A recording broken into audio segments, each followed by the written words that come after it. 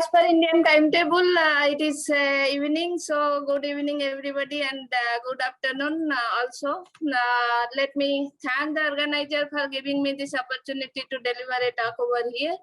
The title of my talk is Magnetic Properties of Hydrothermally Synthesized Delta MnO2 Nanoviscous. I am from IIT BHU, myself Dr. Chandana Rath. The plan of my presentation is the following. I would like to discuss a little bit about magnetism in nanostructure material and synthesis of this nanostructure material through different techniques. Hydrothermal synthesis, which we have adapted over here to prepare MnO2, which have different phases, that is a polymer of MnO2. Then its microstructure magnetic properties, how it is changed when you reduce the dimension of this magnetic nanomaterial like MnO2. And then finally, I will conclude giving the important findings of our work. So nanostructure material, in fact, it can have properties that are unrealizable in bulk materials. So one can see over here, this is if it is a bulk, and when you reduce the size, it becomes a nanoparticle. The difference between both this picture one can see is that the inside the atoms are large number of inside atoms compared to this nanomaterial, where the surface atoms are dominating over here. So due to this large number of surface atoms, surface energy is very high. So two principal factors which cause the properties of nanomaterials significantly different from bulk is its increase in relative surface area and quantum confinement effect. So one can see the magnetism, how it is different in nanostructure material is when you consider generally a typical value, we take generally less than 100 nanometer characteristic length scale, it is named as nanomaterial. When it is in 100 nanometer, less than 100 nanometer scale, then there are two different effects dominant. One is finite size effect, another is surface effect. So finite size effects includes its single domain nature. It shows very high coercivity, and there is another phenomena one can observe is superparamagnetism. Surface effects, in fact, the surface atoms are very large, so they have lower coordination number, broken magnetic exchange bonds, and surface spin disorder. So these two effects dominate in nanostructure material from magnetism point of view. When you reduce the size, one can see here that if it is a bulk, there are large number of domains, and all the domains are closed inside this material. So there is no energy loss because of this flux closure principle. And when you reduce the size, of course, you have number of domains reduces, and there is some loss in the energy. And when you reduce further, then you will see there is a large number of energy is lost. So that means it is a high energy state in single domain particles. So when you reduce the size, one can observe the single domain particles.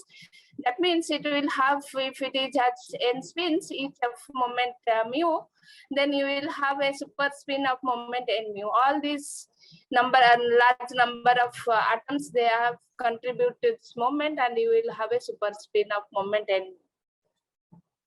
What happens if looking at its domain wall, because in bulk you have large number of domains and the domain walls are there. When you reduce the size, then of course the number of domains reduces, as well as the thickness of domain wall also reduces. Inside this domain wall, there are large number of spins are there in bulk material, but when you reduce, this number of spins also reduce because the thickness of the domain wall reduces, and that gives rise to two different kind of competition between two energy. That is, one is magnetostatic energy and the domain wall energy. If you look at this figure where it is plotted energy versus radius of the particle, as you decrease the radius of a particle, then there will be a critical particle size below which the domain wall energy is higher than the magnetostatic energy. That means it is a function of RQ and function of R square. Below a critical particle size, the domain, we cannot make two domains which is separated by domain wall, rather it prefer to have one domain. So that means below a critical size, the energy is appropriate for a single domain rather than making it two domains. Energy will be higher. That's why we get below a critical particle size a single domain in nature. So when it is single domain in nature, depends upon the different parameters like saturation, magnetization, magnetic anisotropy, and for a typical example, one can see that for iron, the 6 nanometer particles can, below this, one can have the single domain nature. So that of course depends upon the different parameters in the different material. Critical size is different for different material. So when it is, how this coercivity in fact change when you reduce the size, when you reduce the particle diameter. In multi-domain case, the coercivity is very small, as it is inversely proportional to MS. MS is saturation magnetization. As you reduce the diameter, then you see you have a higher coercivity at a particular diameter, below which it again decreases. That means this range is considered to be the single domain range. Above this, it is multi-domain. In single domain range also, you have you can vary the particle size, and the coercivity increases with increasing particle size in this range. Below this particle size, the particles becomes unstable, and the single magnetic particle, they have a coherent spin rotation, and that gives rise to different different kind of behavior that is called superparamagnetism. So all the superparamagnetic behavior one can see when it is single domain range, single domain regime. And multi-domain magnetic structure, that magnetic wall movement, that will give rise to less magnetoanisotropy compared to the nanoparticles. This anisotropy energy, in fact, proportional to the volume, it is in the single domain range. Anisotropy energy decreases, and for a grain size lower than a characteristic value, it becomes so low as to be comparable to the value of thermal energy. When it becomes comparable to thermal energy, then the whole particle rotates like a single spin rotation, as in paramagnets. That decides a temperature, and that temperature is called blocking temperature. So above blocking temperature, the particles behave like superparamagnetic. Below blocking temperature, the magnetic behavior is blocked. That means if you take a ferromagnetic material, then it behaves like ferromagnetic below TB. Above TB, it behaves like superparamagnetic material. The difference between superparamagnetic and paramagnetic is, in paramagnetic, the whole the atomic spins, they rotate, but in superparamagnetic, the whole particle, where we have already discussed, there are large number of spins, the whole particle flips, and that behaves like superparamagnetism. And one of the typical characteristic of superparamagnetic material, you don't see any hysteresis loop. All the spins, they saturate immediately as soon as you apply a magnetic field. This is one of our paper where we have shown this. The magnetization is magnetization saturate at very low field. So how this nanostructure material one can synthesize? One is top-down method, another is bottom-up approach. And top-down approach, we have synthesis by physical method. Bottom-up approach, you have different synthesis techniques.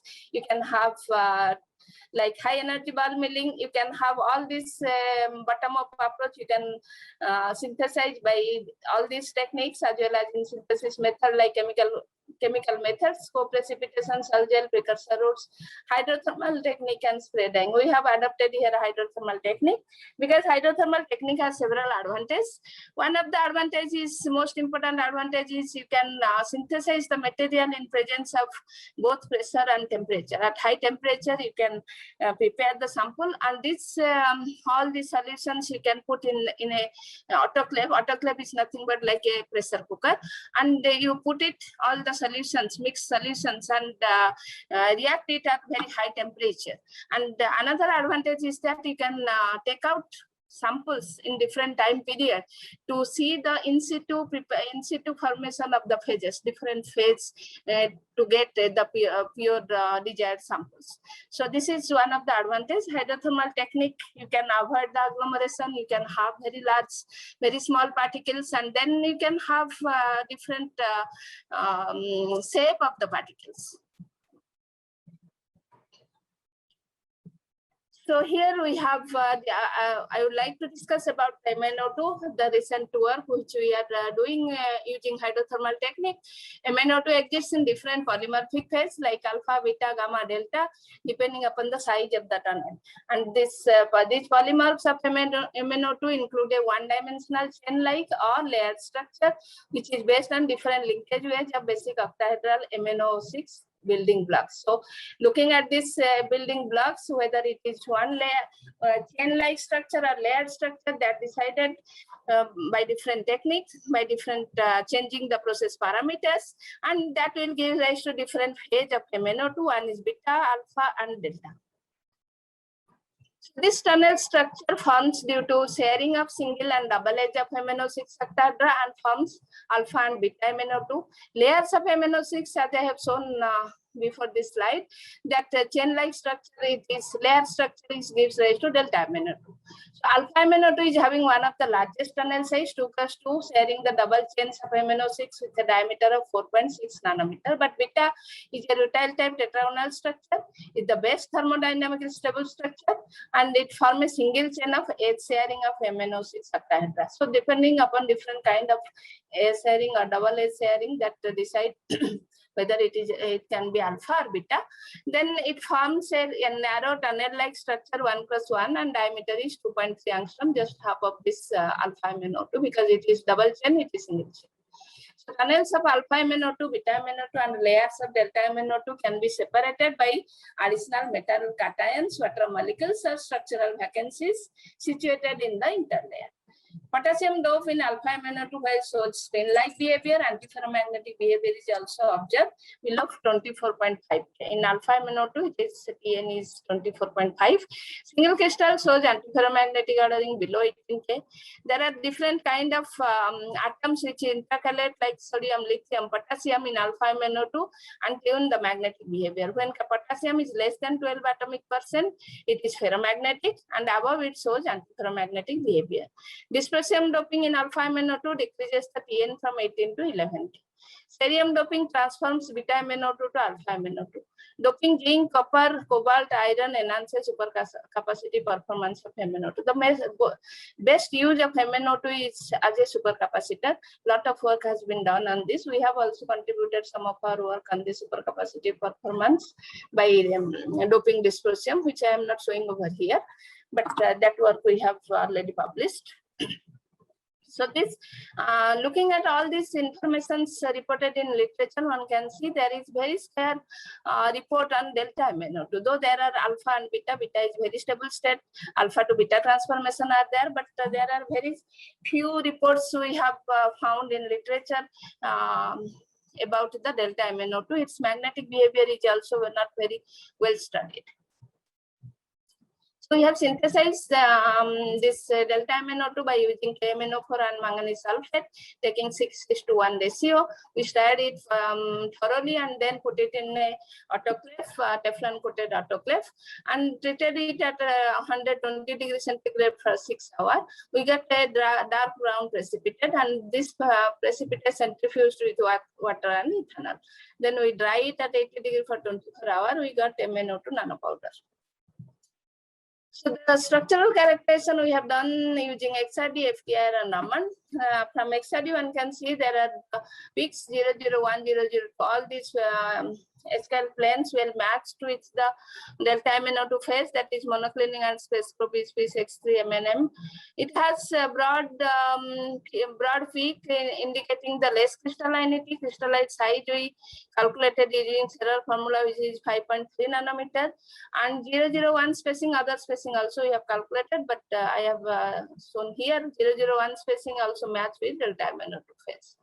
Further, we look at its FTIR, the 1373 and 825 wave number is correspond to surface OH group of MnO-Mn in MnO6 octahedra, and 1673, 1174 wave number bending vibration of OH with Mn, and 3511 stretching vibration of manganese OH. So it seems that there is MnO2 is formed with a lot of OH at the surfaces. And then from Raman, we confirm this 642 centimeter inverse symmetric stretching vibration of MnO of MnO6 octahedra, and 576 is also the stretching in basal plane of MnO6 octahedra. So all this characterization indicate that it is a delta MnO2 phase. Of course, it is FTI doesn't show delta MnO2 because MnO phase is formed with a large number of OH groups. Then we go for the TM analysis. One can see that there are large number of whiskers like whiskers, and one can see the number of diameter of this is 6.8 nanometer, and we find out for the D-spacing, which is 0.37002 plane, it is well matched, and the 1/1 2 which is 0.28 nanometer, and from selected the electron diffraction pattern, all these diffraction rings will match with the delta MnO2 phase. We go for this magnetic measurement, temperature dependent magnetization. When we did zero field cooling and field cooling, one can see that it is well matched up to showing a peak, and above that FC is increased, magnetization increases in FC mode. And this we take the Curie-Weiss plot, and we find out that it is in the CW is to minus 288 K, which is very high. Strong antiferromagnetic ordering is there because it is negative and very high temperature. And then from this Curie-Weiss law, we found out the Curie constant, so that effective magnetic moment is calculated, and this effective magnetic moment is found to be 5.074 MeV, which is higher than Mn4 plus, and 3.87 MeV. So that means it is MnO2. There is not only Mn4 plus, there may be a possibility of Mn3 plus, because Mn3 plus high spin state magnetic moment is 4.90. So we speculate that there is not only Mn4 plus, there will be some Mn3 plus ions are also there, and that will contribute and give a very high magnetic moment. So for to confirm this Mn3 plus, we did X-ray photoelectron spectroscopy. We found that Mn2p, which is deconvoluted into two peaks, one is for Mn3 plus, another is Mn4 plus, and this is for Mn3 plus. And oxygen is also showing the lattice oxygen and surface oxygen. There is a vacancy. So we calculate this Mn3 plus to Mn4 plus, concentration is 0.75, and oxygen is lattice oxygen to vacancy is 0.57. So taking this formula, mu effective square is 1 minus y into mu effective Mn4 plus square plus y into mu effective of Mn3 plus square.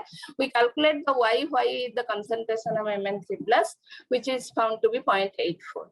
That corresponds to not MnO2, rather Mn 1.58, because this Mn3 plus 0.84, each oxygen vacancy is formed by 2 manganese 3 plus ions. So this is divided by 2. So that means that much of Mn3 plus is there. Mn 1.58 will be the exact formula. Then we look at its magnetization versus temperature at different fields. So one can see that as you increase the field, this peak, the separation between ZFC FC peak will shift to low temperature, and that is in fact expected at high field. It is shown in the inset. Then we look at its freezing temperature, that taking the AT curve, and we found that from this AT curve, the spin glass temperature is 11.2 K. Okay, so Tmax and T0 are field dependent and zero field freezing temperature, and that is found to be 11.2 K from this figure. Then now we look at its MH field dependent magnetization. One can see that at 2K there is a coercivity of 1.6 kilostar, which at 10K become weak ferromagnetic, and 30K it becomes paramagnetic. But when we look at its field cooling, here one can see there is a presence of exchange bias, and that exchange bias is around 150 Oersted. At 0K it is 50 exchange bias, and 10 kilo Oersted it is 154 Oersted. Then we look at its the ordering of the spins by looking at its SE susceptibility measurement. When we did this SE susceptibility measurement, one can see this peak is increases to high temperature with increasing frequency, and the intensity decreases. Then we look at its the parameter, Maidos parameter, which is found to be 0.027, which is corresponding to spin glass or cluster spin glass, because for spin glass the phi should be within this range, and for cluster spin glass it is 0.03 to 0.06, and for non-interacting super paramagnetic it is 0.3. This dispersion behavior indicate that it could be spin glass or cluster spin glass. Then we fit this susceptibility with different phenomenological relationship. That is, one is the Neil-Arrhenius law, another Vogel-Fucher and power law. Neil-Arrhenius law is like tau equal to tau naught exponential EA by kVTF, but this Vogel-Fucher is minus EA by kVTF minus T naught, and this is power law where TF by TST minus 1 into the power minus Z. So this is the reported value. If it is super paramagnetic, tau should be within this range. Spin glass should be 10 to minus 11 to minus 13. Cluster glass minus 6 to minus 10. And this Z nu value for spin glass lies within 4 and 13. We found that from this fitting that Neil-Arrhenius fitting shows a very unphysical value, 1.25 in 10 to minus 41 tau naught, which is impractical. And from power law, it is 7.87, which is within the cluster glass. And Vogel-Fucher also it shows this minus 12, which is the spin glass behavior. So Vogel-Fucher and power law confirm spin glass nature, which is not atomic in origin, rather it is related to cluster. Cluster glass behavior results from the competition between ferro and antiferromagnetic interaction below Tn, and related intrinsic geometrical magnetic frustration arises between Mn3 plus and Mn4 plus, which is the origin of this spin glass behavior. Then further confirmation, we measured the remnant magnetization. That means we cool the sample in presence of field, and at low temperature, up to low temperature we cool it. Then we just measure the magnetization with respect to time. From this decay curve, one can see there is a fast decay of magnetization, and then above 3000 it very slow decay. So there are two different kind of decay behavior has been observed, and this remnant magnetization decay is fitted with different law, that is power law, logarithmic and stretched exponential decay, but we could not able to find out any difference in fitting in all this law, though most of the fitting is very well with all this law. So it is a little bit found difficult which law is appropriate for this experimental measurement data. Finally, we conclude that antiferromagnetic delta magnet nanowhiskers exhibit spin glass relaxation at low temperature, contributed by the interaction between Mn3 and Mn4 plus. Weak ferromagnetic below TF is due to magnetic frustration. So I conclude, like in this work, we found that delta amino to nanowhiskers of diameter 7 nanometer through facile hydrothermal technique without using any template was synthesized. And this is very unusual phase of MnO2 that we studied in detail its magnetic behavior in this work. XRD FTI Raman spectroscopy confirmed the formation of unusual delta phase. DC magnetization showed the existence of petty-type phase boundary with freezing of spin cluster at 11.2 K. Frequency-dependent SE susceptibility analyzed using both Vogel-Fucher law as well as power law demonstrated the relaxation time constant tau naught and interaction parameter equivalent to spin cluster than the conventional spin glass. Below freezing temperature, remnant magnetization measurement confirmed the spin glass. The occurrence of low temperature freezing of spin cluster was attributed to the complexity of the mixture of Mn3 to Mn4 with strong magnetic frustration in delta amino nanoscales. This is the main finding of our work. And these are the publication related to MnO2. As I told, we have already studied dysprosium doped in alpha MnO2, which where we observed very high electron supercapacity behavior of alpha MnO2 nanorod.